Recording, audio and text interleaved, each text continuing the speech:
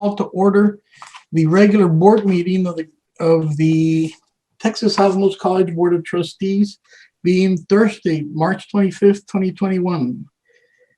Trustees present are Dr. Zavaleta, Ms. Garza, Ms. Alejandro, Ms. Saenz, Ms. Aldrete, Mr. De Leon, myself, and President Jesus Roberto Rodriguez.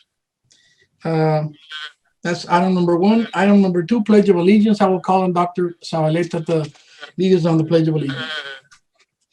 I pledge allegiance to the flag of the United States of America and to the republic for which it stands, one nation under God, indivisible, with liberty and justice for all. Honor the Texas flag. I pledge allegiance to thee, Texas, one state under God, one and indivisible. Next item on the agenda is public comments. Are there any public comments? Anyone signed up for public comments? Claudia? Mr. President, anyone? No, sir. No one signed up for public comments. Perfect. Next item is item number 4, President's Report. I'll call on Dr. Rodriguez to give us his report. Thank you, Chair Herrera, Board Trustees. Let me start by saying that I'm very proud to report that the Texas Southmost College Media and Marketing Department was recognized with 12 American Advertising Awards by the American Advertising Federation for their graphic design work, the enrollment campaign, and the videos that were produced in 2020-2021. The award program was also known as the Addies, recognizes the creative spirit of excellence in advertising. It is one of the advertising industry's largest creative competitions. It attracts more than 30,000 entries each year through local competitions. The Media and the Marketing Department received 5 gold, 2 silver, and 3 bronze Addies. They were also awarded Best of Video and Best of Online Addies. The winning campaign included Study Local, Knockout, and TSC Cares awards were earned across many categories, such as the digital publications, the TV spots, the integrated advertising and the radio campaigns, branded content, video over talent, and corporate and social responsibility. So please help me in joining me in congratulating the entire advancement and communication team on their well-deserved awards. Their efforts strongly supports TSC's continued growth and visibility, and it was a great achievement. So thank you to the entire team. Thank you. Oh, yeah. Also, it keeps going. Continuing with the accolades, I'm happy to announce that TSC's Student Life Department was recognized for their outstanding online orientation. Life Department orientation was selected as the winner for the 2020 Innovative Educators Online Orientation Award for Fall 2020 Virtual Scorpion Success Orientation. Designed for the first-time college students and their families, the Scorpion Success Orientation introduces them to TSC and promotes the college services that we offer. This was the first TSC student orientation that was delivered 100% online. Student Life collaborated with many campus departments to record and create content, and while working remotely themselves. So that was a major achievement. The orientation was facilitated through the Innovative Educators Go-To Orientation platform. Student Life used the platform to its fullest extent, creating and developing content using video and various other forms of media. The organization was so impressed with our team with this TSC innovative use of their media that our orientation site is now featured in their demo provided to all schools across the United States through the Innovative Educators. So please join me in congratulating the Student Life team and all who contributed to this achievement. So thank you, team. Congratulations. Congratulations, it was well done. Now, Texas Southmost College kept the spirit of Chowder Days alive this year by celebrating with the Chowder Fest at-home video. Hosted by Student Life and produced by the Multimedia Department, the video was featured on TSC's Facebook and YouTube channels. This year's Child Fest production included a welcome from our Board of Trustees and was emceed by Student Government Association President Angelique Trevino. Although it is not a competition, I found our video to be the most entertaining and the most and best produced virtual event that was held during Child Days this year. That's just my opinion, but it was great. It was an engaging event that captivated the viewers and truly gave a sense of the spirit of Child Days. Our thanks to the entire Board of Trustees for their continued support, to our students and the staff who also helped support the event. So thank you for that. On another note, the TSC Child Care Center hosted by Read Along on March 2nd to commemorate Dr. Seuss' birthday. The event is part of the National Read Across America Day. Dr. Gisela Figueroa, our TSC Vice President of Finance Administration, and I had the wonderful time reading to the children. This year, of course, we took care to observe CDC guidelines and social distancing and face coverings. I extend our thanks to the Child Care Center staff for the great work they are doing in educating the youngest Scorpions on campus. At this point, I would like to call upon Associate Vice President of Instruction of Academic Success, Dr. Angelica Fuentes, to provide us with an update on the EMS and respiratory care science programs. Dr. Fuentes. Good evening, TSC Board of Trustees, Chair Herrera and Dr. Rodriguez. I'm here to report on, give you an update on both the EMS program and the respiratory therapy program and our search for our next program director. I'd like to turn it over to I have Dr. David Pierce and Mr. Scott Nelson, who'll give you a brief update on the EMS program as in regard to certification. Okay, good evening, President Rodriguez, members of the board. Since the EMS program presented the concerns of our pass rates for the 2018 paramedic program graduates, we've been busy. As you may recall from last month, we mentioned a few of these, so I'm going to highlight a couple of the things we've done. So from our graduates from 2019 and 2020, we've contacted 15 of those graduates. And these graduates have either taken the test exam at least at one time or not at all. I was able to contact 13 of them directly. 2 were unreachable, either by cell phone, by school or personal email, or even on Facebook. Since then, I've held 20 3-hour review sessions plus 3 2-hour review sessions via Zoom.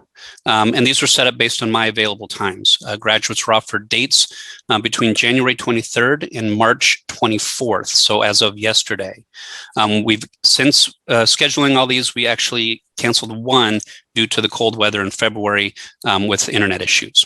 The goal of this review is to be accessible to the graduates at a time that's convenient for them.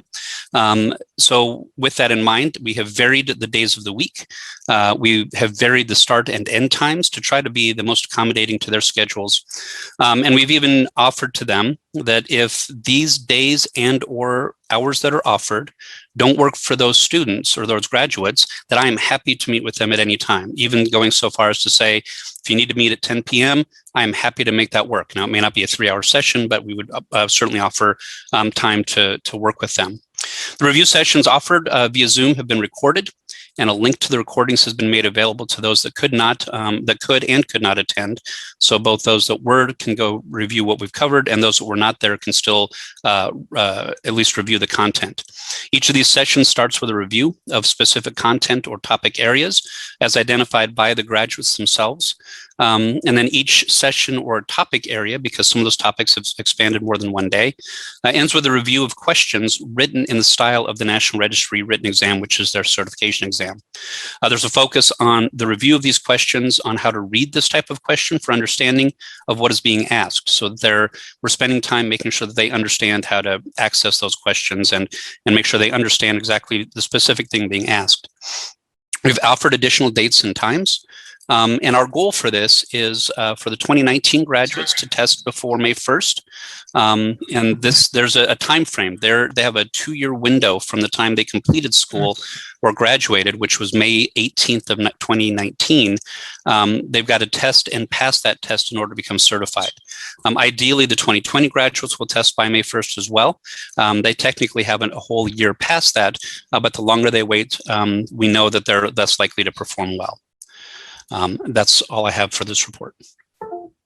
Thank you, Mr. Nelson. In regard to the respiratory care program, I'm happy to announce that the search committee interviewed 2 qualified applicants and reached out to the top applicant. The applicant would like to visit the campus in Brownsville. So we're happy to host them when that is arranged. So we are getting closer to filling that position. If I may interject, Dr. Fuentes, we just confirmation that he'll be flying in this Sunday and will be on campus Monday of next week. So hopefully we'll be able to close the deal next week. Yes. Thank you. All right. Also, I'm happy to report that the TSC announced a new partnership with SureWorks Tecta America at a press conference on March the 3rd at TSC's Performing Arts Center. Through this partnership, we have developed a new roofing pre-apprentice program, the first of its kind in the Rio Grande Valley. The 80-hour 2-week program is being offered free to the first 20 qualified participants. The first cohort is expected to begin on April the 15th. The company extends, the intention is to hire all the graduates. After 3 years of employment, the TSC graduates will become full-fledged roofing journeymen. This will double their pay on many of the projects. I truly extend our thanks to our board chair, Mr. Herrera, the trustees, Mr. De Leon, and Ms. Aldrete for participating in the press conference, and to the entire board for their continued support on these projects. Congratulations to Dr. Joe Flashman, Associate Vice President of Workforce Development, for his work in establishing this partnership. So once again, thank you to everyone. The TSC will host the second annual Women in STEM Day on March 12th. This year's virtual event for high school and college students was themed STEM in Your Superpower. It was designed to raise awareness about opportunities for women in STEM-related fields. Panelists included scientists, engineers, architects, STEM education specialists, professors, and technology managers and programmers, which we had a really nice turnout. So thank you to the TSC STEM Planning Committee, the Office of Student Services, and the Marketing and Multimedia Department for their collaboration on this successful event. As a reminder, tomorrow, March 26th, the TSC Office of Student Life is hosting a virtual Latina Leadership and Empowerment Summit from 1 to 3 p.m. The summit will focus on the importance of education, leadership skills, and career development. The Women's History Month event will feature an all-female panel, including our past chair, Ms. Adela Garza. She will share her experience as a Latina in leadership and servant leader. So thank you so much, Ms. Garza, for participating. And we look forward for you to join us tomorrow at the Virtual Latina Leadership and Empowerment Summit. TSC will host our 6th COVID-19 vaccination clinic drive-through March 26th at the TSC iTech Center in partnership with the City of Brownsville and the Brownsville Independent School District. Tomorrow's clinic is exclusively for those who are receiving their second dose. Today, 7,443 vaccinations have been administered at our clinics. So we've done a great job. They're excited in the way we organize and execute these types of clinics. April is National Community College Month. TSC will take part in the celebration by sharing how TSC and other community colleges make great impact in their communities. We will launch a social media campaign aligned with the Texas Association of Community Colleges. We encourage you to help us amplify the National Community College campaign during the month of April. At this point, I'll turn it over to share this month's video highlighting the activities that have occurred since we last met. So please roll the video. ¡Listos, escorpiones!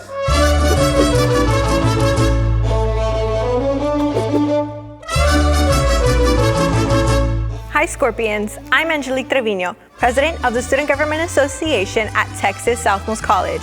Charro Days is a big part of TSC and a big part of our student activities.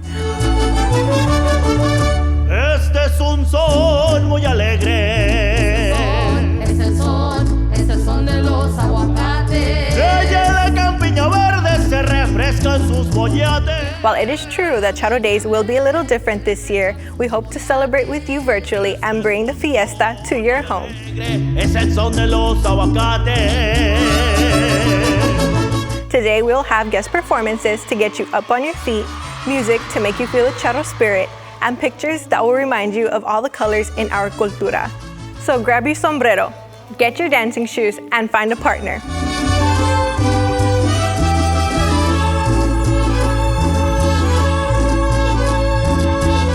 Viva Charro Days! Viva TSC!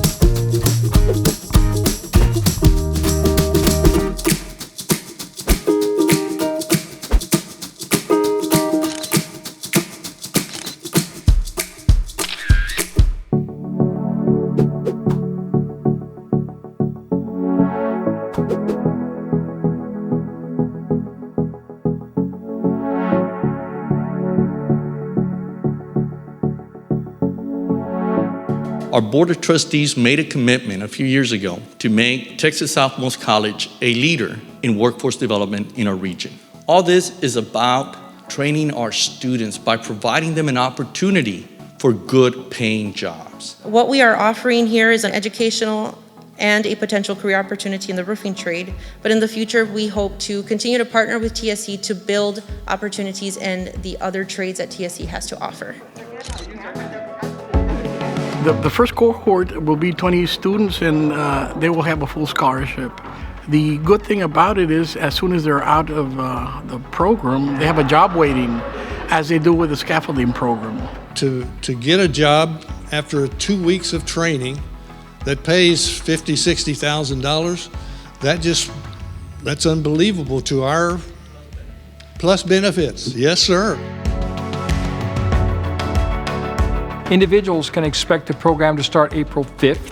They can expect to train for 2 weeks, and they can expect to get a job immediately after exiting this training. We will teach in English. We will teach in Spanish. You do not have to have a high school diploma. All you have to have is a desire to improve the quality of your life. You call us, we award these scholarships on a first come, first served basis. I can cover all my bills. I'm helping my mom build her home because this company gave me the opportunity. Cosas positivas me han venido a la vida, gracias a Dios. So that's a quick snapshot of why we get the Addy Awards. The team's done a great job to capture what we do at Texas Southmost College. Before I conclude my report, I would like to turn it over to Mr. Luis Villarreal to give us a quick update on the Department of Education. Thank you, Dr. Rodriguez. Chairman Herrera and the Board of Trustees, as you may recall, in January, I reported to you that from March 18th through the 22nd of 2019, the U.S. Department of Education's Office of Federal Student Aid conducted a review of TSC's administration of programs related to the delivery of Title IV funds via the Higher Education Act of 1965, which is a fancy way of saying they conducted a review of our financial aid program.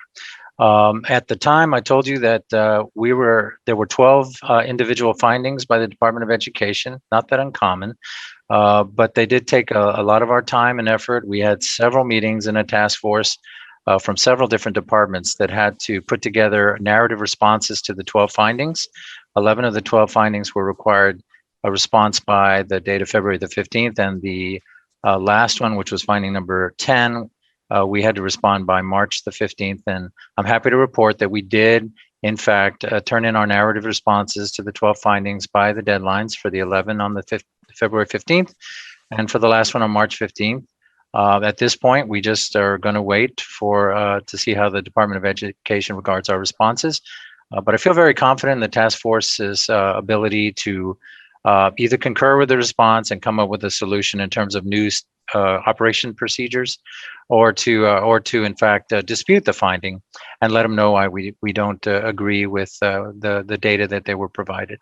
As I said in January, their findings are a product of the information they request from us, right? They request information out of our systems. This is almost over 2 years ago now when they were here, actually almost exactly 2 years ago since they were here. And so things have changed dramatically. So we feel like if they were to revisit us, our processes and procedures would fly with much better colors. But I'm confident that our responses are good. And again, I would like to thank Vanessa Vasquez and her team. Oscar was on the team. We had several parties, Mr. Ponce. They did a great job of pulling together, despite all the busy needs of registration, et cetera, to get our responses done.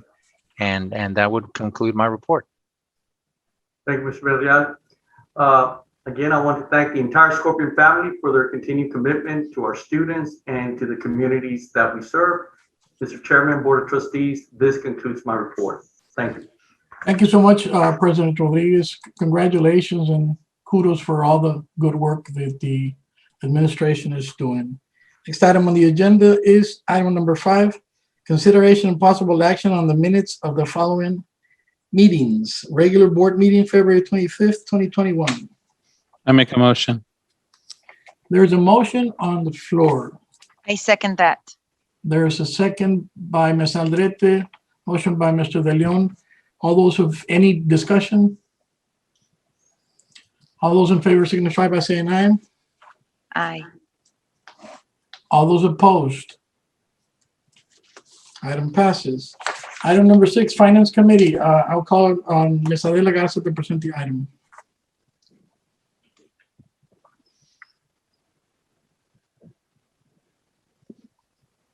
Ms. Garza, you're muted.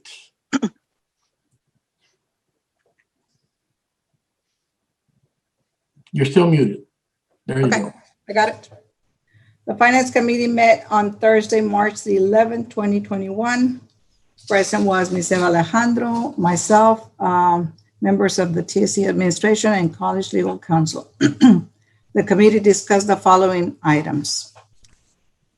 6A, monthly finance statement report for the month ending January the 31st, 2021. And I'll call on Dr. Figueroa, Vice President of Finance, to present the item.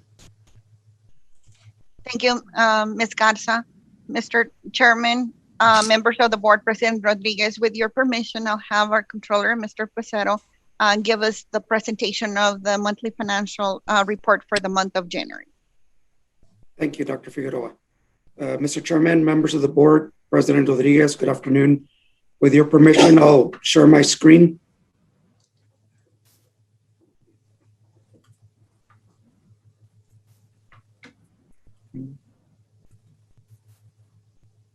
Okay.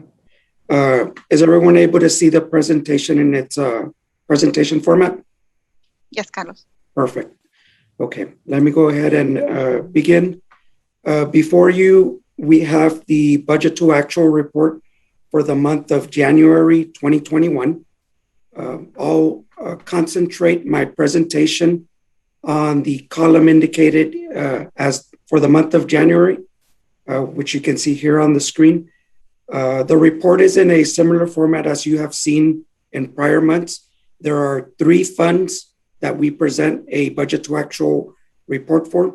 And the first of those funds that I'll start with is the Education and General Fund, which you can see here on the first page of the presentation. We have a subtotal in the middle of the page that recaps the revenue that came in for the general fund. That number is $2,960,203.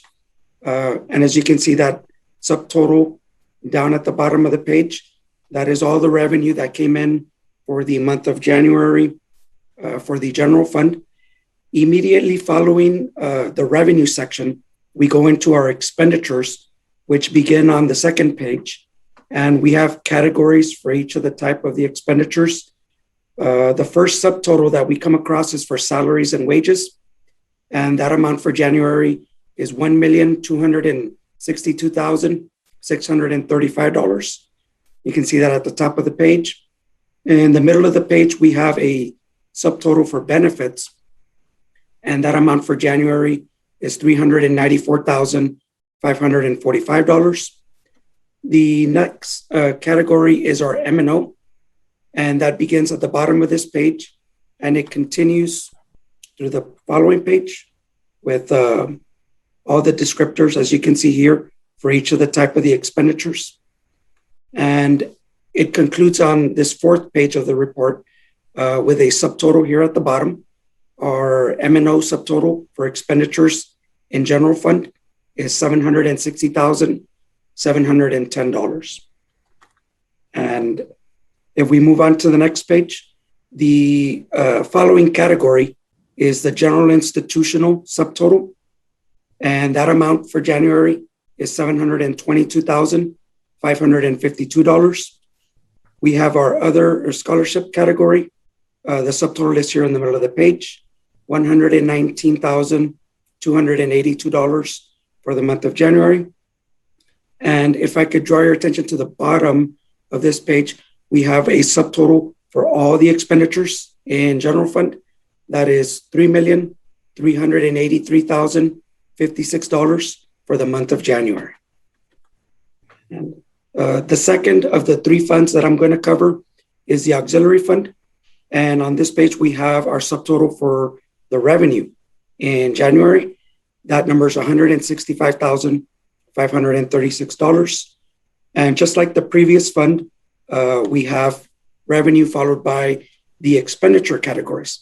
So in auxiliary fund, we have a subtotal for salaries and wages for January of $71,673, a subtotal for benefits of $22,519.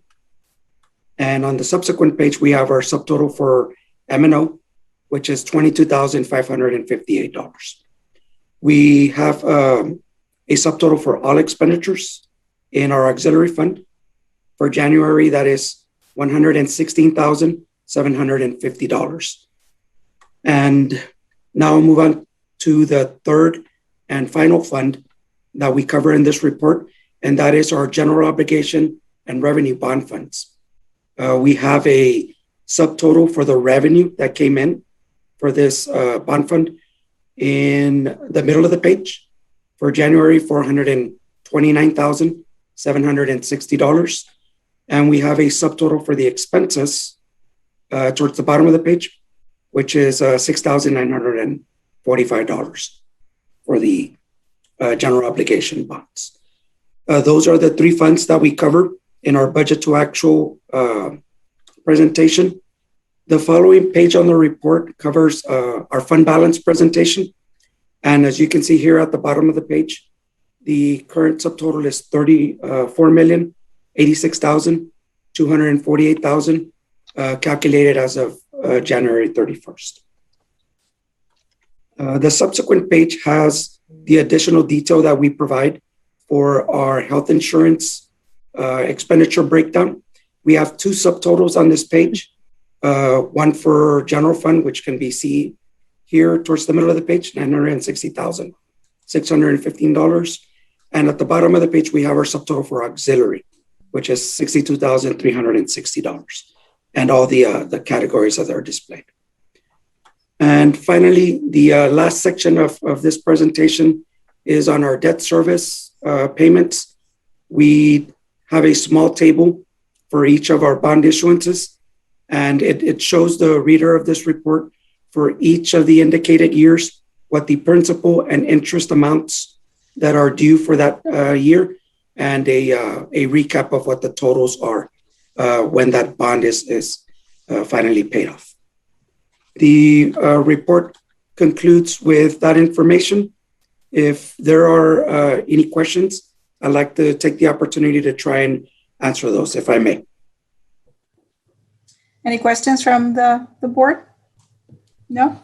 This was an information item. No action is required. 6B, update on grants awarded to Texas Southmost College for the month of February 2021. Dr. Figueroa? Thank you, ma'am. Mr. Chairman, members of the board, President Rodriguez, with your permission, I will have Dr. Angelica Fuentes give us a presentation of the grants awarded this month to Texas Southmost College. Hello again. I'm here to present awards for the last month. Let me share my screen. Dr. Figueroa, do you see my presentation? Yes, ma'am. I have one item to present for last month. We were given additional funds for our Perkins. We were given an additional $25,540 that we will be using towards our technical programs. And that is the end of my report. Thank you. That was quick. I know. We're working hard though. We're going to get good stuff. It was longer at the committee meeting. You practice, and became perfect. Thank you. Thank you, Dr. Fuentes. So this was also for information purposes only. 6C, consideration and possible action on adoption of the 2021 Historic Preservation Plan resolution granting tax exemptions to eligible historic sites listed in the 2021 Historic Preservation Plan adopted by the City of Brownsville. And I'll call on Dr. Figueroa to present the item. Thank you, Ms. Garza. Mr. Chairman, members of the board, President Rodriguez. Before you, the item that you have for your consideration is the adoption of the 2021 Historic Preservation Plan via resolution. This it's a request from the City of Brownsville to be able to offer this tax break to the properties that meet those qualifications. Currently in this plan, it includes 99 different properties in the City of Brownsville, of which 15 are on the National Registry, 36 are in the Texas Historic Landmarks, but 11 of them are duplicates from the National Registered properties. The remaining are either local designated or substantial restorations. If the board were to approve this resolution, it will cost the district, or we will not collect $26,610, and that's the estimation based on current assessed values of those properties that will be foregone in collection for the district. Mr.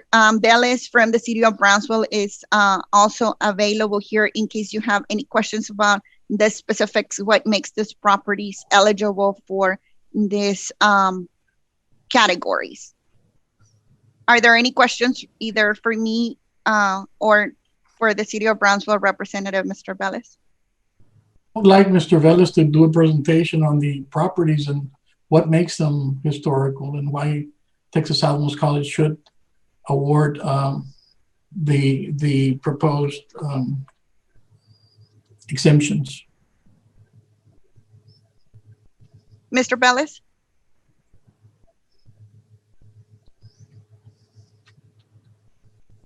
Thank you, Dr. Figueroa. Good evening, Chair, Trustees, President Dr. Rodriguez. Let me go through the introduction.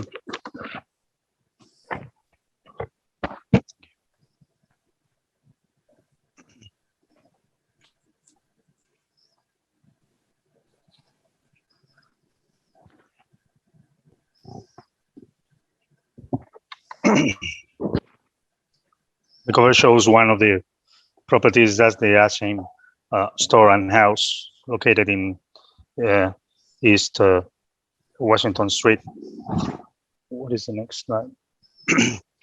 Okay, as you will know, Brownsville is a city with more historical architectural resources here in the valley. It's the second city founded in Cameron County after Port Isabel. We have many styles that are right now on the O11 historic overlay, from both the brick buildings of the 19th century to mid-century incredible examples. And finally, since 1991, we run this kind of tax exemption program in which you participate. As Dr. Figueroa has explained, we have 4 categories of properties to qualify those. The National Register of Historic Places and the Recorded Texas Historical Landmarks are automatically considered by the Texas Historical Commission that help on both of them, even when the National Register of Historic Places is much more appropriate of a National Park Service. And then locally, we have the local designated primary resources and the substantial rehab that we have here. The process is always the same.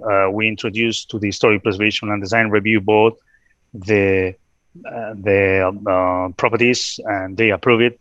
Once they approve or they refuse some, it goes to the Planning and Zoning as a package, and as a package, it's approved or repealed by the City Commission. Once the City Commission approves the tax exemptions, we go to the partners, and that's the reason why I'm here. As Dr. Figueroa explained, on 2020, we have 95 properties that were simply split with these kind of categories, and it cost, or let us say that the contribution of the Texas Southmost College was $21,000, 921. You can see there the four examples of 4 of these properties. Of particular interest are this one, the Fernandez Champion Garcia Warburton House. That's a house that was rehabbed with a total cost of more than $100,000. And during the 2020, the property owner got a new state marker for Brownsville. And the other one that I will want to also highlight is this one, the Ruth and Charles Cayley House. That's the first partnership that we have done with the CDCB, and they rehab it. They got the tax exemption, and immediately they sold the property to the owner that is having this kind of tax exemption. So as you can see, the program started to work as we wanted. In 2021, we have, instead of 95, we have 99 properties, as you can see, and Dr. Figueroa explained before. Some are even, some of these state markers are already national, and the rest are local designated, substantial rehab, and we propose new historical substantial rehabs done during 2020. And the contribution of the Texas Southmost College would be $26,610. Again, we show here some examples from rental houses of the beginning of the century to what is called, here is called, these are proper structures of practically of the World War II. And finally, this last one to the right, precisely the main characteristic is that it's using a kind of glass that it was proper of the World War II, and we don't have many examples of these houses here in Brownsville. So we are recommending you to approve the historic preservation plan. This is one of the presentations. Apart, I have the other that shows all the list of properties following the schedules A, B, and C. The schedules A, B, and C were mainly done because there are 2 officers that have properties, so to clearly separate between properties belonging to private individuals and those from officers, we simply separate in order to do not incur in potential conflict of interests. Thank you. I have a quick question. Yep. So all of these properties, are they, there's somebody that lives there, right? All of them, or some of them are vacant? No, as far as I know, they are occupied or by property owners, or they are rented already. Okay. Which give more economic help to the property owner if they are designated with a national or state marker, because you could be able to get what is called tax credit. So apart from the tax exemptions, you get additional help, and that's the reason why you can see also a lot of work being done in the downtown area, because that's a National Register Historic District. So automatically what it happens is that all the structures that qualify as medium or high contributing properties can get this additional help from the state of Texas. And that's what it makes so important, Brownsville, and why the people are moving through rehabs.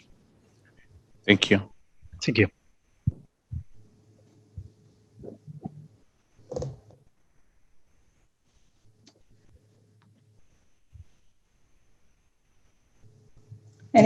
Any more questions? So this is an action item. So I need to have, this is an action item, right? Yes. I need to have a motion. I make a motion to approve. Okay, I have a motion.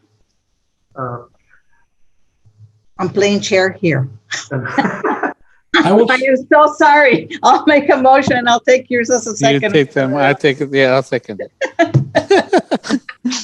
A motion by Ms. Garza, and there's a second by Mr. De Leon. All those in favor, any discussion? Do we need to read the motion specifically? Ms. Garza, would you please read it? Yes, I make a motion to adopt the 2021 Historic Preservation Plan resolution granting tax exemption to eligible historic sites listed in the 2021 Historic Preservation Plan adopted by the City of Brownsville. And I second it. There's a motion and a second. Any further discussion? No further discussion. All those in favor signify by saying aye. Aye. All those opposed? Motion carries. Thank you very much indeed. Thank you. Thank you so much. Good presentation. Thank you. I need to put my house. We have to put a lot of work into it. 6D, consideration and possible action on award RFP 210-08 for advanced birthing simulator, mom and baby. I'm excited to hear about this, and y'all are going to be excited to hear about this. Good evening again. Good evening. Dr. Fuentes, yes. Good evening again, Chairman Herrera, TSC Board of Trustees, and Dr. Rodriguez. I am here with Ms. Mary Beth Kasprich, our Program Director for our Associate Degree Nursing Program, and Dr. David Pierce, our Dean of Health Professions. I just gave him a new division. We're here today to present the RFP. It's a request for to purchase an advanced birthing simulator, mom and baby. I'd like to preface this by saying it is going to be purchased with grant money completely. So I always like to share that first. So if you allow me, I will share my screen. Dr. Fuentes, you were supposed to start with that. Yes, yes. It's for a grant, and then we move forward with a grant, paid with a grant. So this is the timeline, the RFP timeline. Of course, we followed the procurement process as always. Scope of work. Again, this is for the ADN program, and we would like to purchase the simulator. So we have the capability to do simulations both online, remotely, and in person. And it's important to note that this is compatible with the curriculum and the software package that we have, and it also comes with faculty training. I have Ms. Kasprich will jump in and explain to you what the equipment is. Yeah. Good evening, members of the Board of Trustees, President Rodriguez. This simulator is actually more than just one simulator. It's almost 3 in 1. So this mom will actually deliver a baby. So those are the two basically simulations. Mom is delivering the baby, and then we can also do some assessment on the baby. We can make it cry. We can make it change some of the assessment findings. But then mom, we can remove her belly and put a flat belly on her, and she can be a regular medical patient. This simulator is high fidelity, so we can do almost anything we do on humans with this simulator, including put a breathing tube down, teach students or practice CPR, codes where anything from basic med pass all the way up to high-risk patients. So she is really everything we would need to train our students for critical care and obstetrics. I'd like to remind you that Texas Board of Nursing will allow clinical hours, 50% of clinical hours to be done with a high fidelity simulator. So this will fulfill that requirement. And none of what this mannequin does sounds fun, Beth. None of it sounds fun. We're excited. RFP committee, Mr. Nelson, our program director for EMS, Lisa Hinojosa, one of our nursing instructors, of course, Ms. Kasprison. Here is the pricing tabulation. So they selected the CAE Healthcare Incorporated because it is compatible with the existing software we currently have. That is the reason why that one was selected, as you can see from the tabulation, the table. As far as the evaluation criteria, it's similar to the evaluation criteria we always use. And the green is what made it score the highest. Again, it's a high fidelity mannequin. And then it is, as Ms. Kasprison mentioned, not only can you use it as a birthing simulator, but you can also remove the baby and it can be a med-surg mannequin as well. Budget and financial impact, it will be paid 100% from our nursing shortage reduction program grant that we received this year. So we propose, we asked the board today for approval to purchase this for $96,777. I'm here to answer any questions that you may have. So I have a quick question real quick. So the grant, how much is in the grant? Oh, that's a good, Beth, how much was the grant for completely? I don't have it in front of me, but I want to say it was like 124,000 approximately. Okay. So there will be some grant money left over. We made one minor purchase at the beginning of the year for some faculty support items. Okay, perfect. Thank you. I don't have a question, but I do have a comment. Yes, ma'am. I was reviewing this item at home and I did my little research. I was impressed. I loved it. I really did. I was like, I had, it was never in my mind that they actually had a mannequin for giving birth, period. Yes, we're very excited to have it. Unfortunately, it does not reflect the pain No. that goes along with it. By pain. The practice.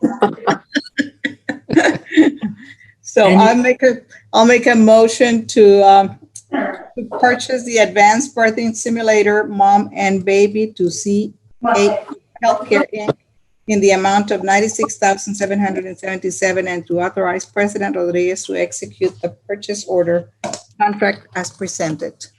There I second is that. a motion by Ms. Garza and a second by Ms. Alderete. Any further discussion? Being no further discussion, all those in favor of this item signify by saying aye. Aye. All those opposed? Motion carries. Next item. Next item is 6E, consideration and possible action on approval of Cisco Meraki hardware. And I'll call on Dr. Figueroa for that. Thank you, Ms. Garza. Chairman Herrera, members of the board, President Rodriguez. The magic words, Ms. Figueroa, please. This is, as you might recall, during our last board meeting, we presented that Texas Southmost College had received the CARES funding, which was a total of $8.6 million, of which a portion was for the students, which they already all got $652. Thank you to the resolution of the board to allow us to distribute that timely. So that is already been done. Now, the second part is to spend the institutional portion. As we presented last month, some of the projects that were already pre-approved by the Department of Ed include this Cisco Meraki hardware. Mr. Villarreal can explain in more detail what it is. But basically, this is coming from our CARES funding, and it's already one of those pre-approved projects by the Department of Ed. Mr. Villarreal, if you can enlighten us with your knowledge. Kind of hard to follow the birthing mannequins, but I will say this, without network equipment, we would not be able to birth the Zoom sessions that we're all enjoying today. We have the state of Texas has a pre-negotiated contract with Cisco, which provides the hardware that we're talking about today for our network, including firewalls, wireless and wired equipment, switches, mostly network switches. The DIR actually lists all of the vendors that provide the Cisco hardware. So we solicited them for quotes for equipment that we already knew what we wanted, that falls in line with what we already have, right? Replacement of Cisco equipment already have. And so the winning vendor was the lowest vendor, CDW, and we're getting this equipment at well over a 50% discount because we're purchasing in bulk. And again, not quite as sexy as the birthing mannequins, but every bit as useful, I promise. And again, it's going to be purchased with CARES Act money. So I respectfully submit. Very good. Is there a motion to approve this? Give me 1 second, Mr. Herrera. Give me 1 second.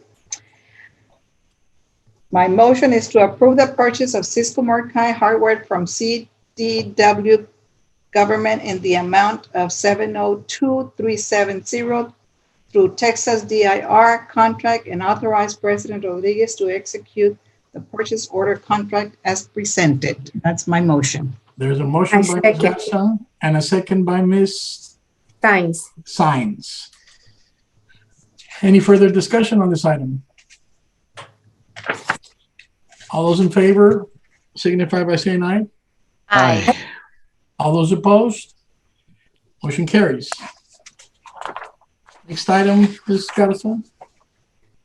6F, consideration and possible action on approval of computer equipment purchased from Dell Marketed LP. And I'll call on Dr. Figueroa again. Magic words? Magic words, same as before, Mr. Herrera. One of the things is, this is another one of those CARES Act purchase, given that the pandemic this year has brought a different set of requirements, whether it's with the network switches to have the network space storage or computers. It's some of the needs that are being met through the CARES funding. Mr. Villarreal can answer questions in detail, but this purchase that we're proposing to the board has a very similar purchasing method as the prior one, which is through using our DIR contract, which is pre-procured already. The state of Texas already did that procurement, and we're able to negotiate with those companies that the state of Texas already pre-procured. Mr. Villarreal, anything you want to add on this purchase? Not much to add, but due to the requirements of for virtual and hybrid learning and all of that, we're basically trying to acquire new laptops to replace those computers that can no longer support those environments, and we have quite a few of those, and also give faculty flexibility in the classroom when we return to hybrid or on-site. So this is all for faculty. It's not all for faculty. Some of them replace, we still have Windows 7 machines around this campus that can't support anything, and we can't support any longer. So some of them are administrative. Okay. And my motion is to approve the purchase of computer equipment not to exceed the total amount of $750,000 directly from manufacturer Dell Marketing LP through Texas DIR contract and authorize President Rodriguez to execute the purchase order contract as presented. There is a motion by Ms. Garza. Is there a second? Second that. There's a second by Mr. De Leon. Any further discussion on this item? Being no further discussion, all those in favor signify by saying aye. Aye. Aye. All those opposed? Motion carries. Thank you, Ms. Garza. That concludes my report. Next item is item number 7, the Facilities Committee. I'll call on Ms. Sines to present the item. The Facilities Committee met on Thursday, March 11th, 2021. Present were Chair Ruben Herrera, Ms. Eva Alejandro, President Rodriguez, myself, members of the TSC administration, and college legal counsel. The committee discussed the following items. 7A, iTech building space update. I call on Dr. Figueroa and on Mr. Ariel de la Fuente to present this item. Thank you, Ms. Garza. Chairman Herrera, members of the board, President Rodriguez.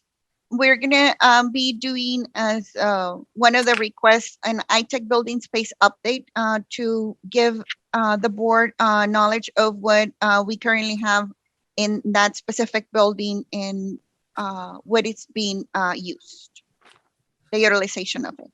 If I may, at this moment, I'll have Mr. De La Fuente present this item.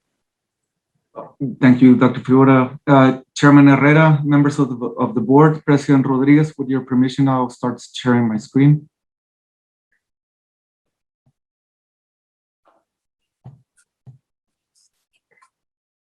Are you able to see it in presentation mode? Yes. Yes. Yes, thank you. Thanks for confirming. Yes, like Dr. Figueroa mentioned, I'm going to be presenting today the Facilities Committee update. This particular update pertains to the iTech building status. And the rationale behind this is to give you a better idea of how that particular building and its spaces are being utilized currently. On this first slide, you're able to see the building layout for this particular building for iTech. And just to give you a quick overview, if we start from left to right, this is where consulting point is. This is where Dillard's at the center of the layout. You'll see Dillard's at the top center. This is where the consulate is below Dillard's. And this is where JCPenney is. So I just wanted to give you like a quick brief update of these spaces. That way you can better get familiarized with the area. On this following screen, you'll see that we decided to color code it in order to give you a more visual representation of what's being used and being used by who. So anything you see on blue, it's being currently occupied by us, by Texas Alamos College. Anything on green is being used by a tenant, it's being leased out. Anything in yellow is vacant and available to lease. And anything you see on red is a non-usable space. So I'm gonna, again, give you like a very, very quick overview of the building from left to right. On this particular space on the top, we have the welding program. Right besides it, we have the HVAC program. Below on this bottom corner, left corner, we have the construction, the carpentry program. And first I'm gonna concentrate on blues. Here we have the workforce. Here the recently inaugurated criminal justice, the thermal plant that services the whole site or most of the site. What else? This is mainly classrooms and offices. On this side, if we go to the right-hand side, here we have allied health, plumbing, pipe fitting, and electrical, and scaffolding on top of it. Now, tenants, the greens. This, if we go back left to right, this big area is currently being leased by our biggest tenant, which is Consulting Point, Maquiladora. They also lease a space right across the hallway that is used as a warehouse.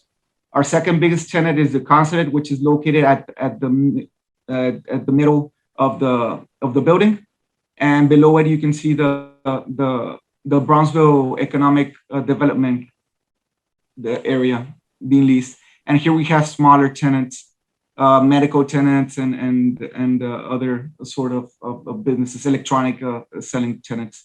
And in that same area, in the middle area of the building, we have the locals that are vacated and readily available to be leased out. And last but not least, whatever you see in red is non-usable, mainly being Dillard's, which is currently being worked on thanks to the authorization from the board.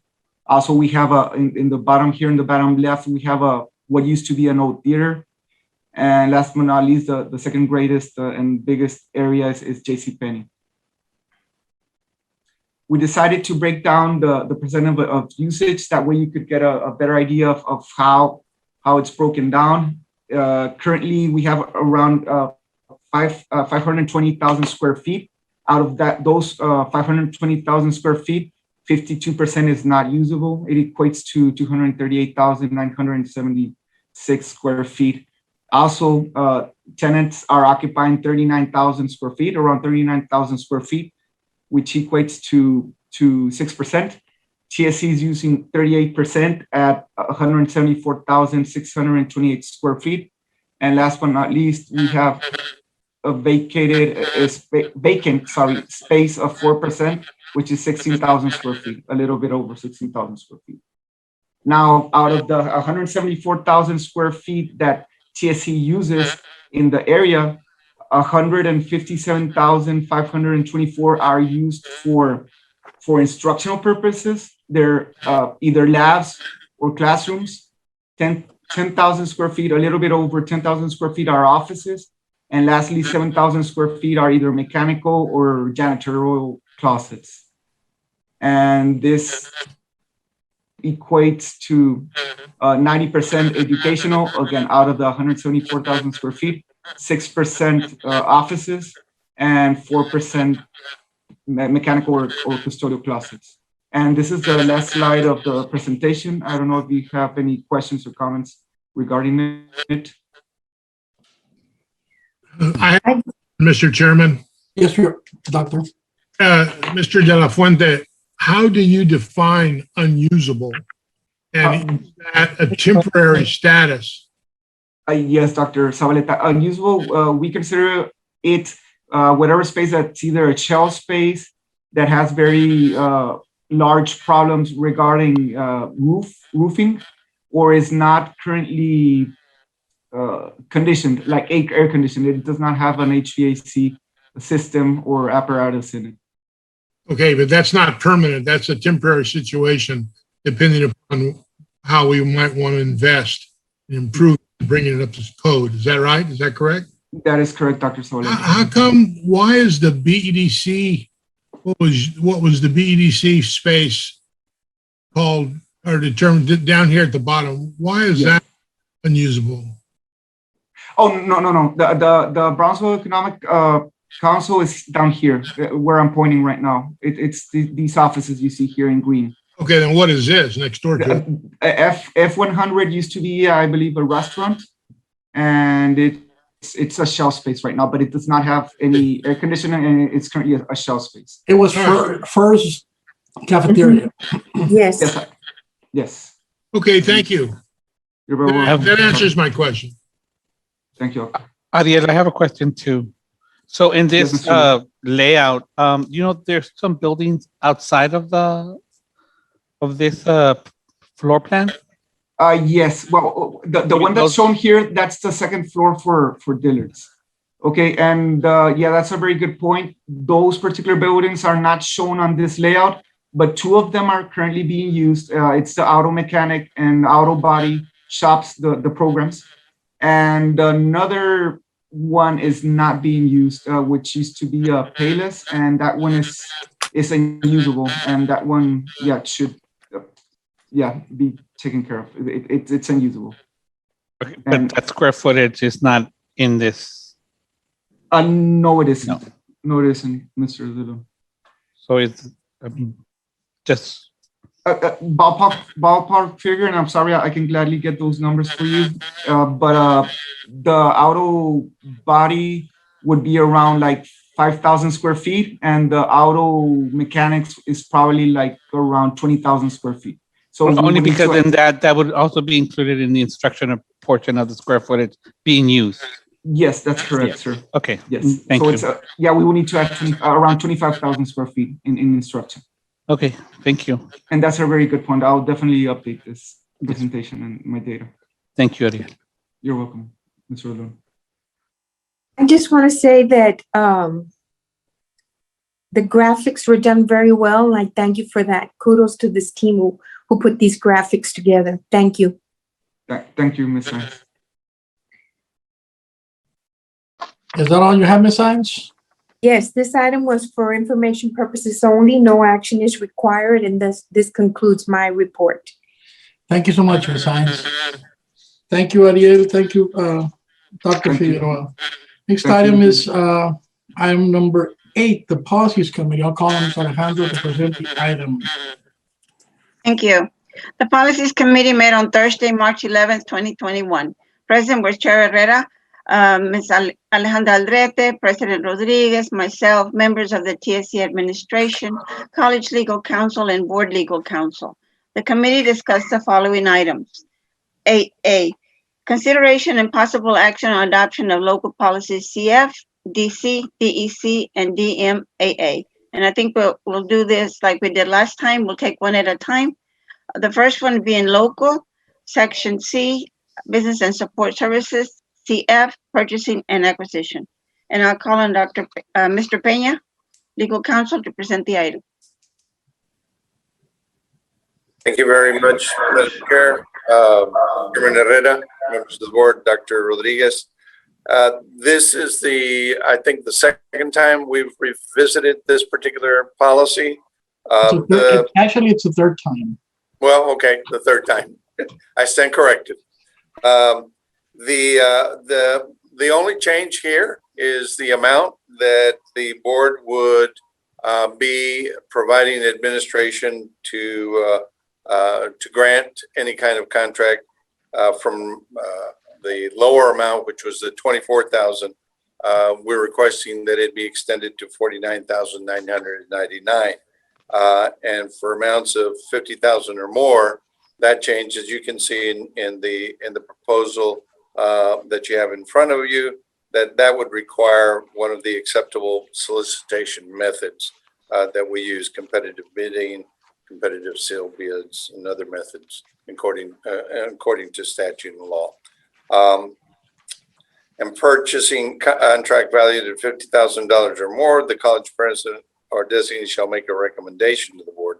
That the only change there again is the $50,000 item as opposed to the $25,000. That is the only change. The recommendation from the administration is that the board adopt this.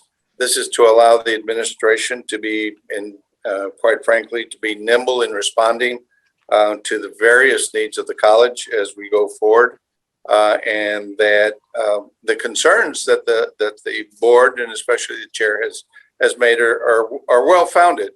However, those kinds of concerns can certainly be addressed in reporting either on a monthly basis or a quarterly basis as to any amounts of funds or contracts that have been awarded in the ranges that we're requesting to extend the amounts. So that way, the board continues to be informed and continues to have oversight as to whether or not the administration is being frugal and using good sense and good business sense in obtaining services or products for the college. Primarily, this allows us to be able to get contractors or subcontractors almost immediately, so that we can get things done without having to go through the RFP proposal, which sometimes takes months to complete. As you all well know, that there's no that's not a secret that we all are aware of. So that is the administration's recommendation, and that's my presentation. That's option A, right? Yes, I just want to add that after our policy meeting, Chair Herrera wanted another option, so we went ahead and included option B. But I have a comment before we go to option B, please. Okay. Mr. Chair, can I speak? Yes. So, Mr. Peña, when you say that the only changes is the amount on the policy,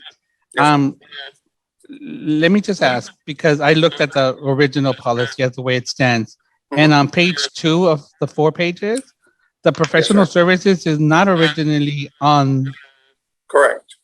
So that's an addition. Yes. Sir. Okay. So then all the blue are additions. Yeah. And I apologize. You're correct. All the blue that are in this policy are additions that have been added by TASB for your review and including that provision on the professional services and electronic bids. Those are 2 new areas that needed to be included in this particular policy. Where I also want to point out is here where it says on page 2, and towards the last sentence, and this is where it's more confusing to me, and I'm not comfortable with it. When you mention in the page 1 of the adding the 50,000, but then in page 2, the service value at 50,000 or more, increases that to an amount that then we, as a board, will not be informed of what it would be. Is that not correct? You're saying the that's a professional big, services, yes, professional services valued at 50,000, the college district shall or select the more. most highly qualified. I mean, Yes, we have to go out and request, in this, for professional services, what we do is we request for qualifications. And those Yes, are the things that go out, and let's say for CPAs, auditors, legal services, architectural, all of those go out as RFQs, and the board is going to be fully informed of those. Yes, I understand that, but the amount here says 50,000 or more. Yes, sir. Well, then that would be more. Correct. Okay, Yes. so so my whole understanding in this, and then on page 3, you also mentioned that we would be we would have a competitive bidding, but yet in the last sentence on page 3 of the blue highlighted added portion, you put here that we cannot do electronic mail or fax submission. Correct. And I know there's a lot of vendors out there that do still use fax and mail. And so how will we not be competitive to some other vendors?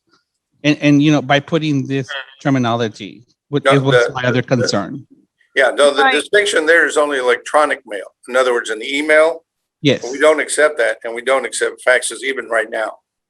Am I correct, Dr. Figueroa? Yes, if I may, I was going to ask for permission to clarify that. Mr.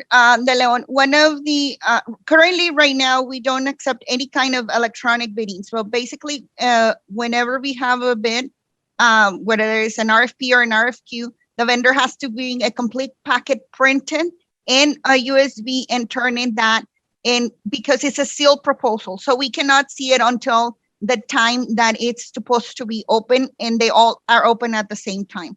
So vendors sometimes bring in ahead of time. What we're Go ahead. No, go what ahead. we're requesting with this change is to be allowed to use electronic bid proposals. And this is done through a software system that keeps those records, allows the vendors to submit it electronically, but keeps them away from us until the time that the bid is open.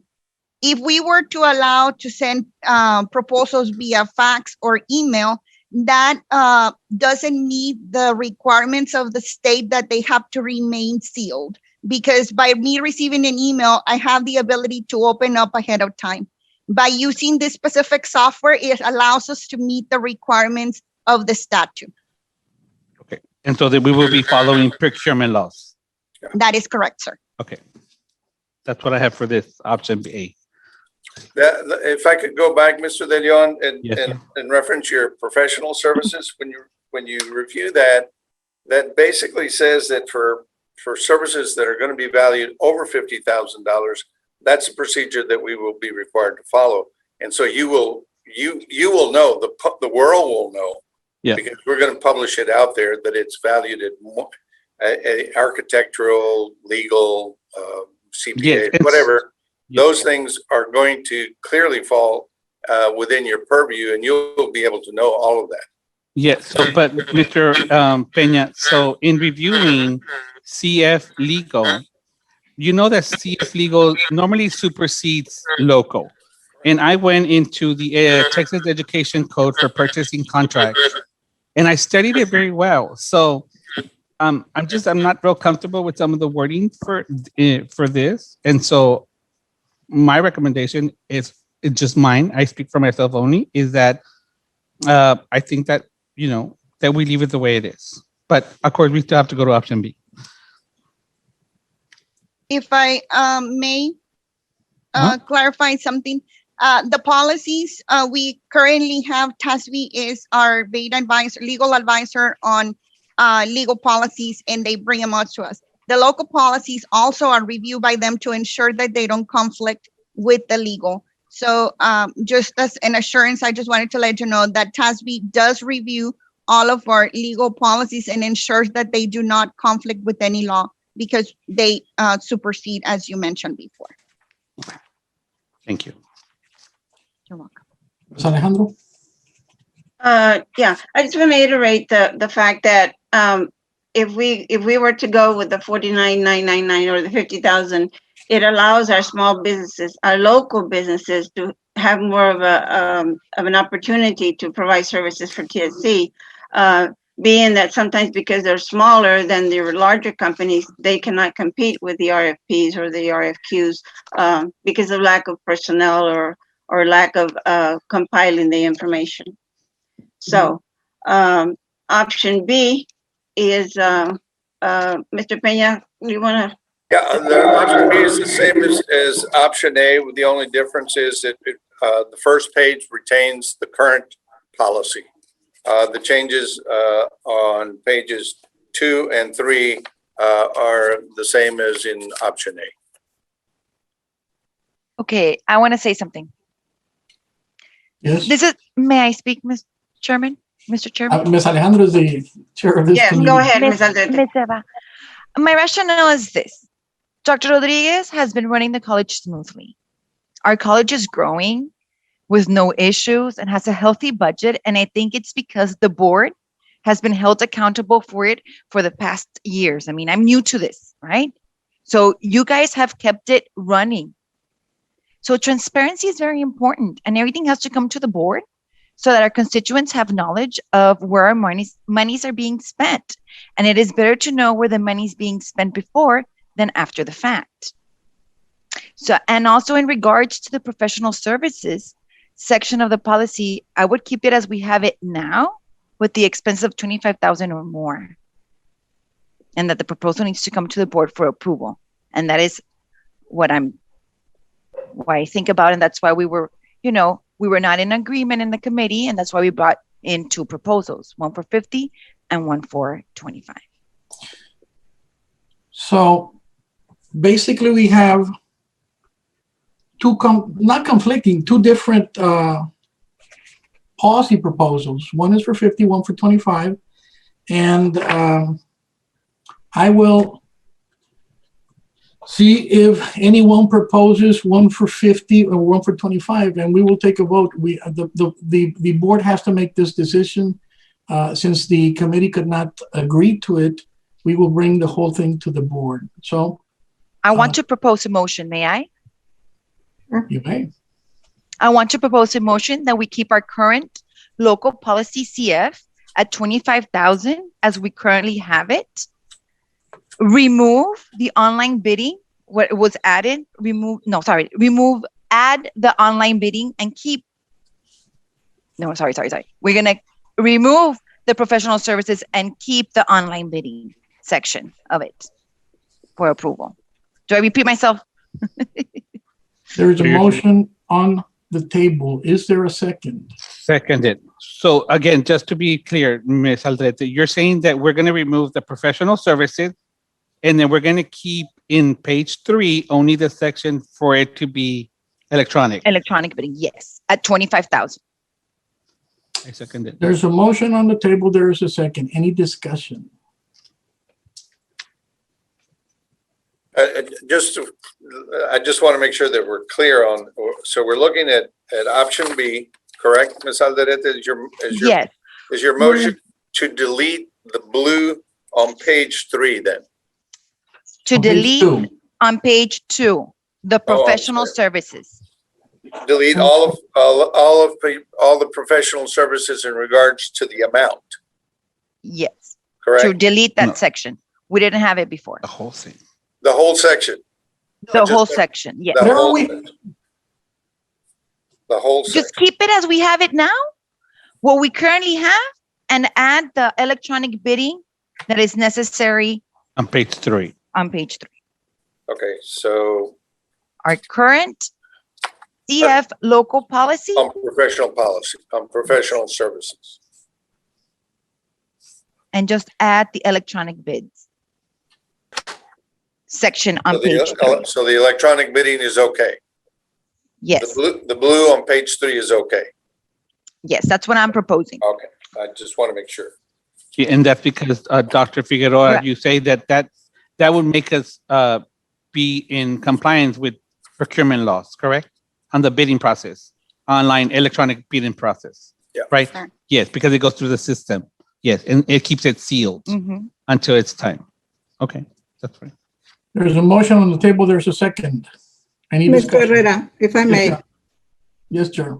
you know, when this came up the first time, we didn't have a lot of time to review it. Dr. Zavaleta was in the policy committee. We even went as high as 100,000. We thought it was a great idea.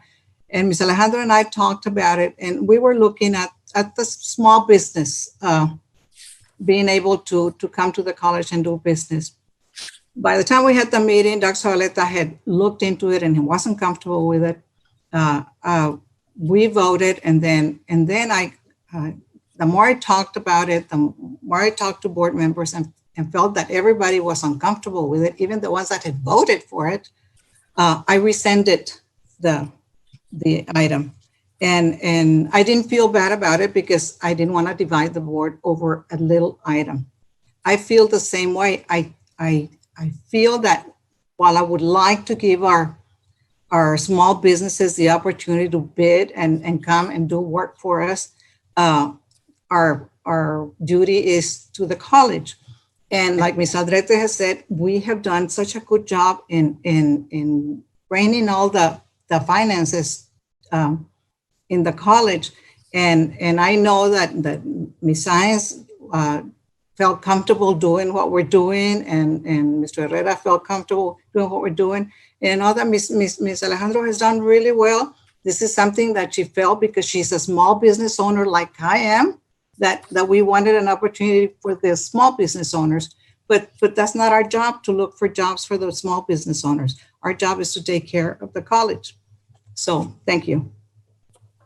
Thank you, Ms. Garza. Ms. Figueroa, Dr. Figueroa. I just wanted to do one small clarification for Ms. Aldrete, and I understand if you don't want the professional services, ma'am. I just wanted to let you know that what rules the threshold is the top part of the policy. If we were to keep that where it says in procuring professional service ballot 24, the college district shall, and that is where we will do an RFQ and bring it back to the board for approval. We will not have this. It's just saying that if it's more than 20, if it's less than 25, we can do it. If it's more than 25, it comes to the board either with an RFQ, which is the qualified provider for those services, and the description here, and that is in conjunction with the law. I'm not trying to persuade you to vote a different way. I just wanted to clarify for your understanding that what that means. Because what I understand when I read this is that at a value of 25,000 or more, you guys are going to select the highly qualified provider. And then who is the one deciding that that's the highly qualified provider or service? But on page 1, the prior one, it says a purchasing contract value at 25,000 or more. The college president or designee shall make recommendation to the board, and the board will make the final decision. So that is what rules anything over 25,000 in this version of the policy. Here, what and Mr. Peña can interact. I just wanted to explain that. Excuse me. Yes. If I'm reading correct, the option B on page 2 of 4, it says $25,000. So it is that is what we've been using all along, correct, Dr. Figueroa? That is correct, because we bring that back from the statute, and we still follow the 25,000. The only difference is that before we did not have it spelled out in our local policy, and that is in addition, just to clarify what we've been doing all along. So Mr. Chair, so what I'm suggesting, because it's not clear the way we're presenting it in this particular item, Dr. Figueroa, is that, well, then we bring it back the way and specifically how you're saying, so all of us understand how it's going to be presented as a policy. Because if we start, okay, well, let's just take this section out and just go ahead and leave if I may, it confuses. If I may, Mr. De Leon? Yes, sir. If we go with option B, which is what the proposal is, it gives you the 25,000 as opposed to option A that is $50,000 on the second page. So we would keep it as is right now. If we keep professional service as it was, it's $25,000 on auction B. But the But- motion is to remove the professional service. Yeah, no, Yeah. because it wasn't there, Mr. Herrera. In the original policy, it's not there. Okay, so Why don't we, I'm sorry, Mr. Herrera, why don't we clean it up and bring it back to the board? I agree. We have been, this is like the gopher that it sticks his head out every 2 months or 3 months. We need to put this thing to rest today. I would suggest that. But it's not written properly, Mr. Herrera. Yes, I mean, agree. I'm not going to vote. I mean, I made a motion. If we keep the motion that's on, Mr. Herrera, then we do it as is without the professional services. But we want to give Dr. Figueroa that opportunity to put her sentence to help the college. I agree. I think we need to clean it up, bring it to where everybody's happy with it, and we vote on it. So, Ms. I remove my Aldrete, motion. You withdraw your motion? I withdraw my motion. And You I got a second? agree that we're going to bring it back clean, with hold on, everything. hold on. You withdraw your motion? Yes, I Mr. do. De Leon, do you withdraw your second? Yes, I do. Mr. Aldrete, do you want to make a motion to table this, to clean it up and bring it to the board with the 25,000 professional services as Dr. Figueroa states? Yes, I do. Is there a second to that motion? I second it. There's a first and a second. All those in favor to table this item for $25,000, option B, and bring it back to the board when it is cleaned up or worded correctly so that there is no confusion in this policy. All those in favor signify by saying aye. I do. Aye. Let me kiss the bride. All those opposed? Next item. Okay. This is local, section D under personnel, DC, DEC, and DMAA. Mr. Peña? DC local just adds in the blue section an additional item that TASB has suggested, mainly for our protection and protection of our employees, that we do not disclose salary information unless we obtain a signed release from the employee. That's the only difference in this particular policy. There is a presentation by Mr. Peña. Do I have a motion to approve section DC of this policy, DC local. DC local? I move that we accept this. There's a motion by Ms. Sines. Second. There's a second by Mr. De Leon. All those in favor signify by saying aye. Any discussions? Aye. No, I'm fine. Approved. I don't want anyone to know my salaries.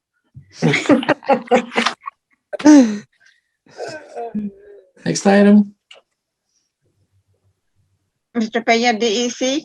DEC local, if you will turn to page 4 of 7, you will see the only change that has been inserted in that. And that was at the recommendation of Dr. Connors, our Human Resources Executive Director, to set the date of when the FMLA period is to begin and to end. So that's been changed, and that's the only change in this particular. And the reason for that is because previously there's a problem that these things would be rolling, and you could possibly have an abuse of the system. And so this sets it so we Human Resources knows exactly when to begin and when to end FMLA leave. So if they exceed the end date, are they terminated or? I'm sorry? If they extend from September 1st through August the 31st, if an employee extends it further than that, then what's the next step for the employee from HR? Do we release them? That's the reason it's reset. It starts all over again. Oh, okay.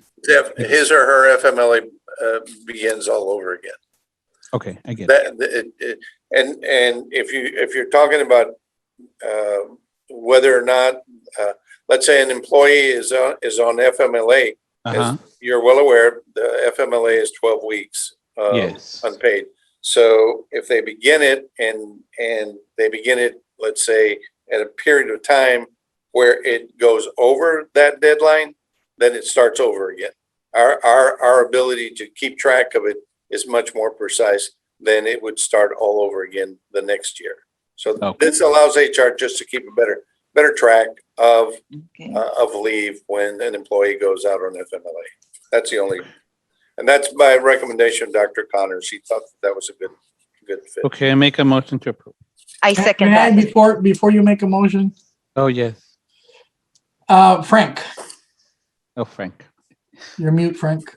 Yes, sir. Have you reviewed this? No, I have not reviewed that particular aspect of it, no.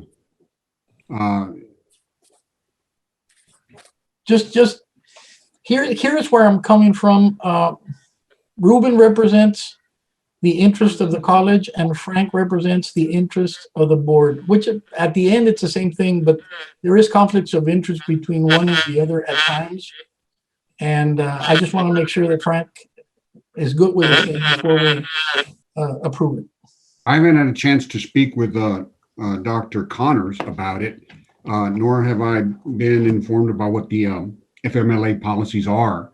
I would be happy to do that. If the board is comfortable, we can vote on this right now. You need to take a vote, I think. Yes, so I make the motion to approve it. I second. There's a motion and a second. All those in any discussion? Frank, would you look at this, please? I will do that. Any other discussion? There's a vote. There's a first and a second. All those in favor signify by saying aye. Aye. All those opposed? Motion carries. DMAA term contracts, termination mid-contract. This is the change here is basically more in terms of moving the crossed out the red section, moving it up to where the blue is included. It basically it follows statutory law in regards of how procedurally we are going to terminate someone mid-contract.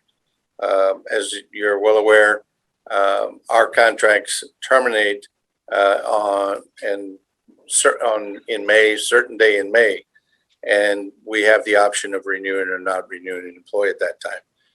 This speaks to the issue of when we have an employee who, for one reason or another, it's been determined that there's good cause for his or her termination, and these are the procedures. The only change is the portion that's in the blue, and pretty much is the way we've been following our procedures. I have a comment. Sure. Mr. Peña. Yes, sir. So we've gone through some of these unforeseen circumstances with this policy in the board since I've been here. And so my question is, so I know that it's been written in this blue section, but it doesn't mention again a time frame of how long an employee can be suspended with pay. And I think that I would like to consider maybe putting a time frame instead of just vaguely putting it here, because then I think it would give someone a vague amount of time, and there should be like a time frame for me. But that's what I think. Well, I don't know how the rest feels. And that's a really very good point. The only problem, it's not a problem. Sometimes investigations take longer than 15 days or 30 days. And we've had examples of that in the past where we've, had to put someone on administrative leave with pay for a number of months while an investigation continues to go forth. And so if you're going to put that, then it may be a problem in rushing to get an investigation completed when there's either not enough time or not enough witnesses or circumstances that require us to extend that. And so that's the only concern that I would have, putting a time limit. The president is the only one that can provide an employee with administrative leave with pay pending investigation, obviously. I speak for experience. 6 months was given to me. 6 months. I speak for experience. Mm-hmm. A 6 month, time frame was given to me.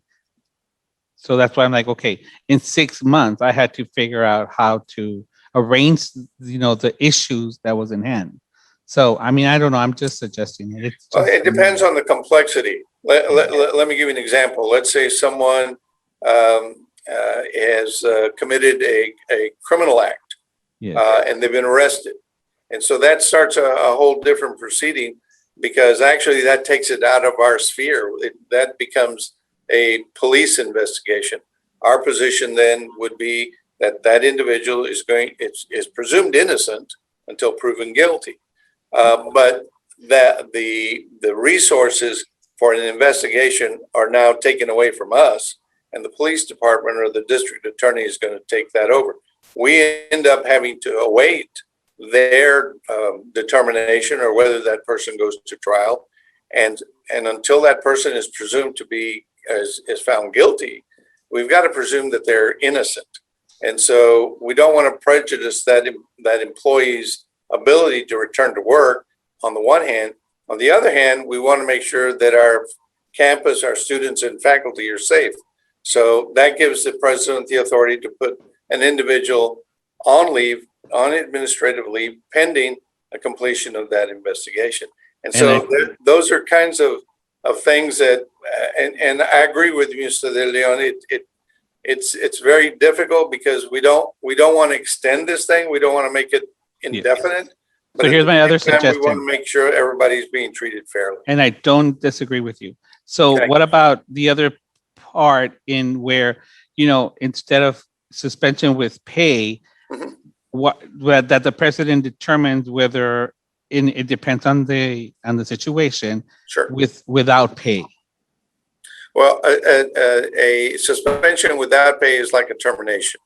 So that immediately will kick off the employee's ability to follow these procedures here.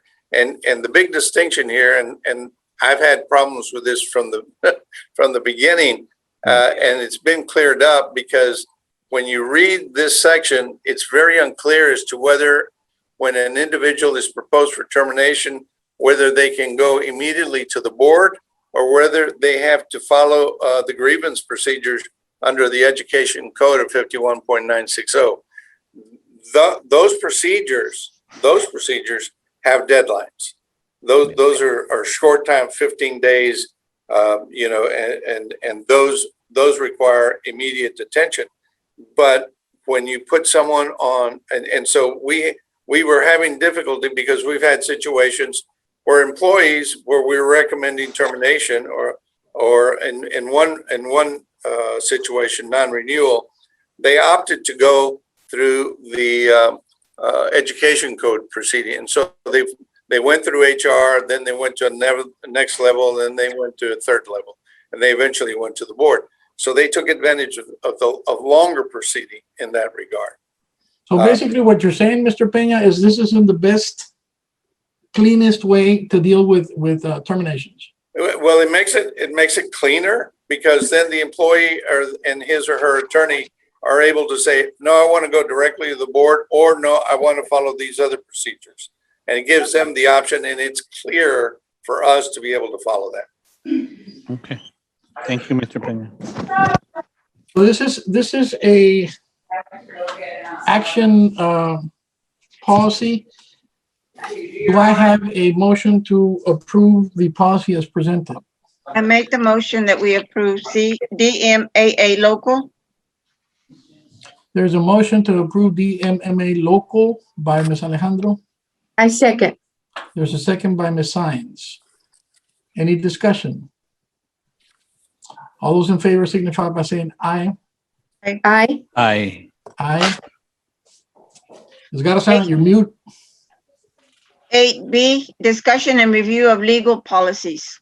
Now, Mr. Herrera had asked that only 5 policies be brought to the board at a time.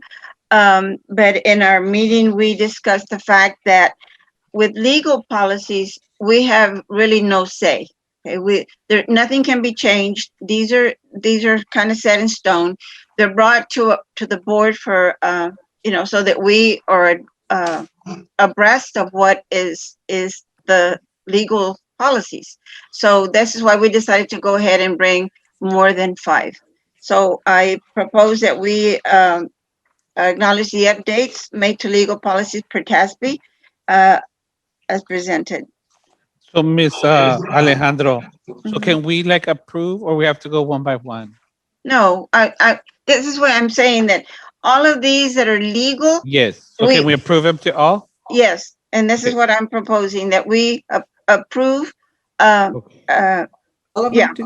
All of them I together. second Actually, that. you're not approving, you're acknowledging. Acknowledging. Acknowledging. I second that.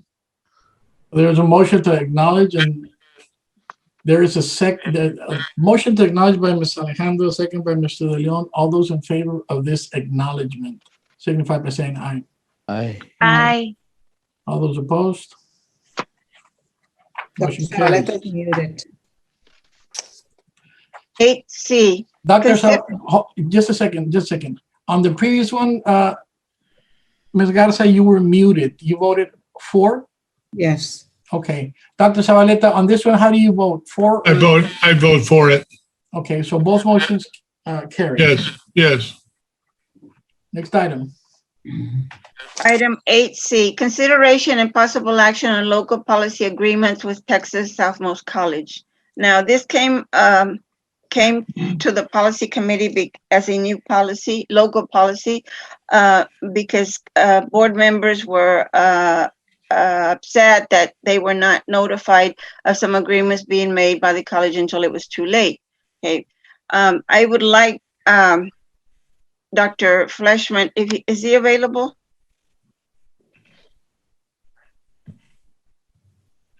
Dr. Fleshman? Yes, I am. At the policy committee, Dr. Fleshman and Dr. Kyle enlightened us as to why not every agreement can come to the board before it's dealt with. Mr. Fleshman, can you explain that to the entire board, please? I would like to thank you very much, Mr. Chair, members of the board, Mr. President. It's my pleasure. Let me start by saying that no college that I know of in Arizona, Idaho, Louisiana, Oklahoma, no college that I know of or have worked at brings all of the workforce training issues to the board for their approval while they're in place. And that's simply because the discussions are so fluid that we will meet with the business on Monday morning, provide the training that they requested on Tuesday, build them on Thursday, and sell them more training on Friday. It's that fluid. And that at any given time, the delivery of that training, the time, the how many people we're going to train changes as it's actually happening. I know I have walked into businesses that we've delivered training to, and I've had CEOs say, why is it only 15 people are hearing this? I need my entire company to hear it. And the next day you're training 150. Dr. Fleischman, if I may, we're discussing this policy because of a contract or an understanding of a memorandum of understanding that you had with the latest company that came, the roofing company. Yes, correct? Sir. And that started in December, according to the person you were talking to. Yes. Why was the board not informed? Why were we informed the day after?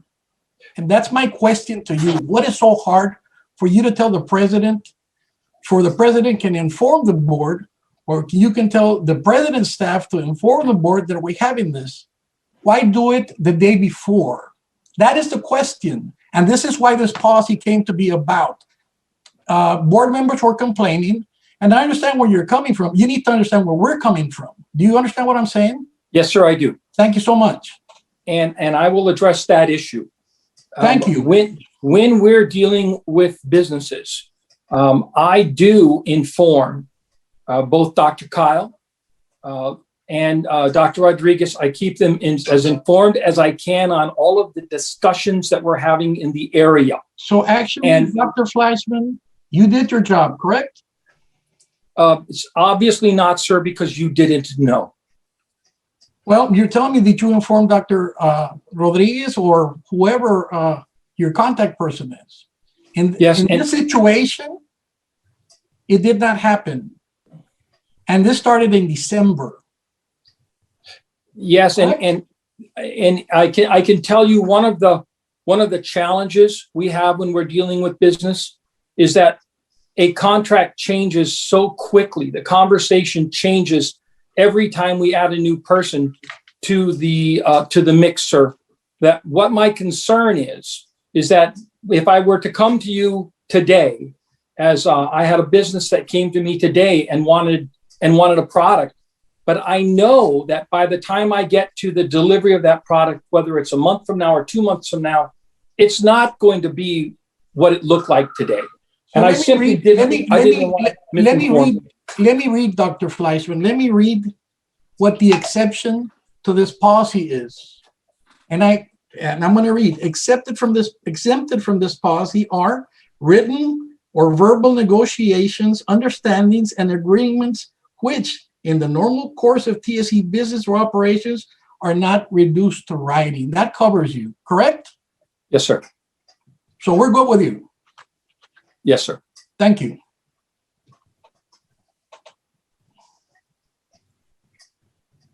Mr. Peña, so the TASB reviewed this already? Not to my knowledge. Okay, TASB needs to be, or we need to go through TASB to make sure that we're on the right path. That would, yes, that's certainly something that we need to run by them. And just, you know, I understand the board's concern in regards to this, and you know, as far as I recall, as many programs that have been mustered, and I don't remember them all. I'll be the first one to say that Dr. Fleischman has brought on board over the years that he's been here and that I've been here. I think this, and I may be mistaken, I think this is the first one where we may have dropped the ball in failing to inform the board, but that's more of a procedural thing on our part, and I think that's something that we can clear up and be able to make sure that we do a heck of a lot better job. And I know how harried sometimes things are, not only at Dr. Fleischman's place, but also at the president's office. And sometimes these things, unfortunately, can slip through the cracks. And all I can say is, you know, this is a wake-up call for administration to be more on top and be more forthcoming, and not more forthcoming because we're always forthcoming, but perhaps to be a little bit more alert as to sending out information to the board as things are progressing, so that you won't be surprised when this happens. Mr. Herrera, if I may add, sir, as a result of our let me talk to Ms. Garza first, Dr. Fleischman. I really believe Dr. Fleischman has done his job, and it's not a reflection of Dr. Fleischman. And I know he's dealing with a lot of plates in the air. But what I believe, and this is all wrong, what we're doing is all wrong. We were upset because we got an invitation, I think it was a day off or the day before, and no one knew anything about it. And it's not the first time. It's not the first time. And one thing that I've told the president is, one thing that really upsets me is to see something in the newspaper before I know it. Talked to Mr. Leon, he was just as upset. And so I called the chair and I said, you know, this happened again. Somebody dropped the ball. So it's no reflection on Dr. Flashman. It's no reflection on anybody but the president. And I'm sorry, this is true. You know, if you don't have a strong president's office and we are right there and nobody notifies us, there's no way that Dr. Flashman knew that the board had been notified, that Dr. Kyle would know, that Luis Villarreal would know that we got notified. They don't know. So this is how it came about.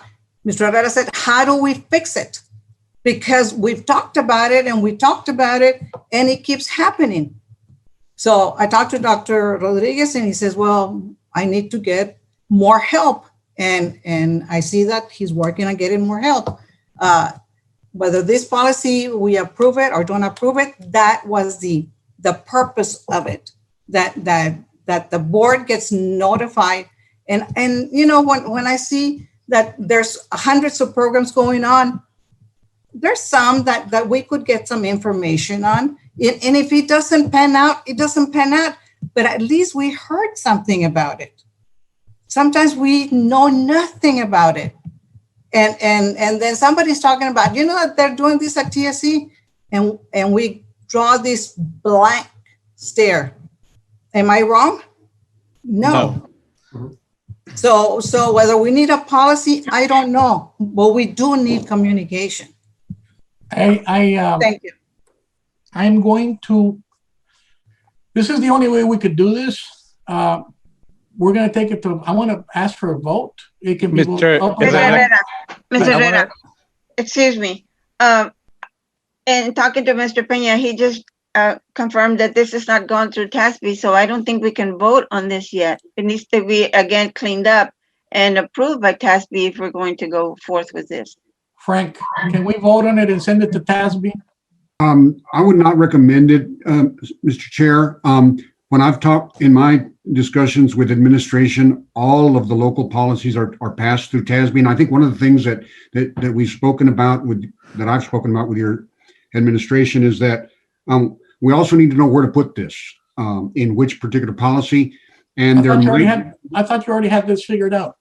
I think I know where it belongs, and I think I put that in an email to you. But I've seen the other policies that are coming through recently over the last 6 months, the local policies, and TSB has been reviewing them. And I've even looked up some of the folks whose initials or names appear in the redlined margins, and they are specialists in this particular field, in these fields. So that would be my suggestion, that we take it to TSB and let them tell us what's going on. I think there's two things that came up out of this really good discussion over the last few months or couple of months. Number one is that it was a while back, Chair Herrera, you and I have even spoken about this recently, where the board had asked for all MOUs to be brought to the board. And I don't know what happened to that, but it was never put into policy.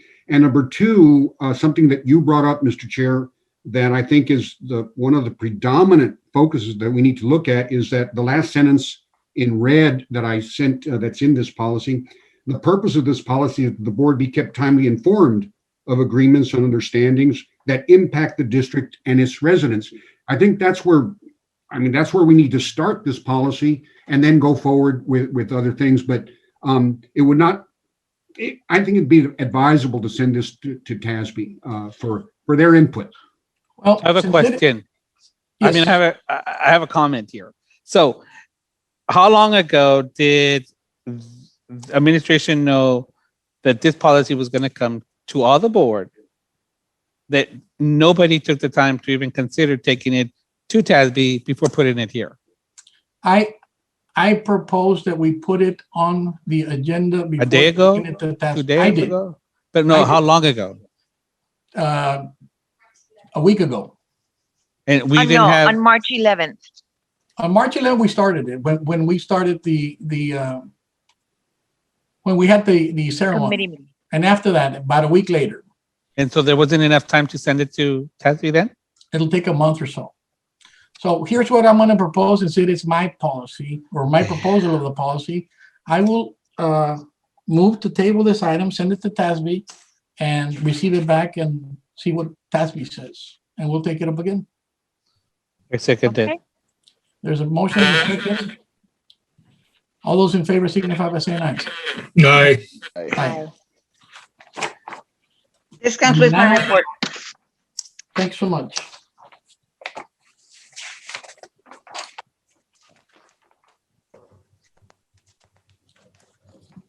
Next item is item number 10 or number 9.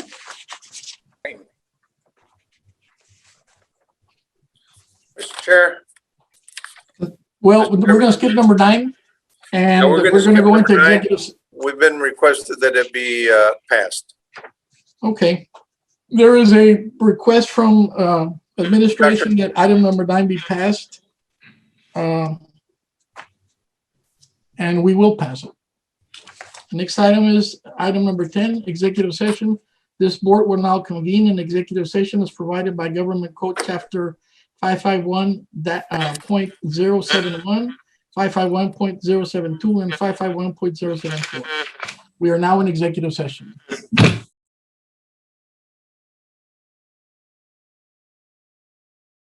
I will now reconvene the from executive session being 8:13.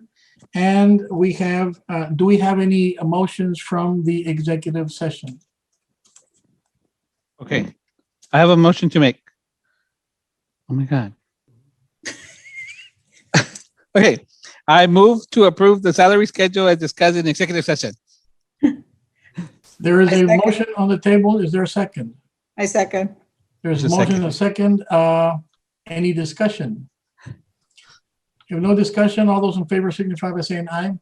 Aye. Aye. All those opposed? Motion carries. Dr. Rodriguez.